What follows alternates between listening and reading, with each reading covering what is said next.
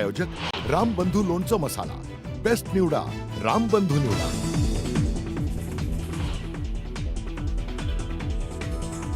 Operation सिंदूरमधून भारतानं दिला पाकला दणका। केंद्र सरकारनं बोलावली सर्वपक्षीय बैठक। सर्वपक्षीय बैठकीत ऑपरेशन सिंदूर संदर्भात होणार चर्चा।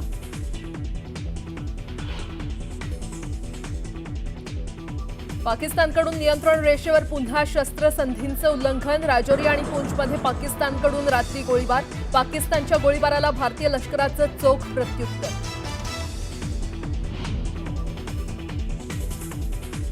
ऑपरेशन सिंदूरमध्ये ठार झालेल्या दहशतवाद्यांना पाकिस्तानकडून शहीदांचा दर्जा। पाक लष्कराकडून ठार दहशतवाद्यांना सलामी। पाक सैन्य आणि दहशतवाद्यांचं कनेक्शन पुन्हा अधोरेखित।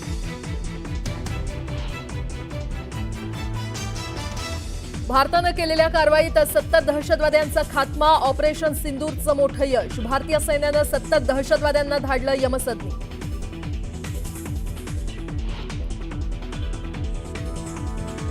पाकिस्तानातील दहशतवाद्यांना ठोकण्यासाठी भारतानं वापरली हनुमान नीती। संरक्षण मंत्री राजनाथ सिंह यांचं वक्तव्य।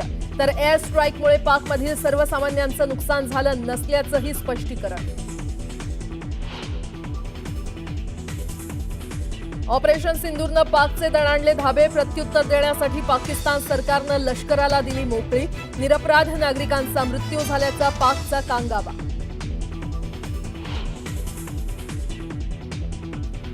मुख्य सचिवांच्या अध्यक्षतेखाली पार पडली महत्त्वाची बैठक। सर्व महापालिका क्षेत्रात मॉकड्रिल सुरू ठेवण्याच्या सूचना।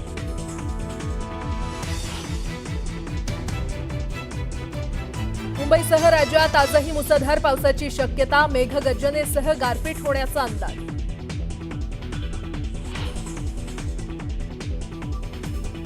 कर्णधार रोहित शर्माची कसोटी क्रिकेटमधून निवृत्ती। डिसेंबरमध्ये ऑस्ट्रेलिया विरुद्ध खेळला होता अखेरचा सामना। आता रोहित फक्त वनडे खेळणार।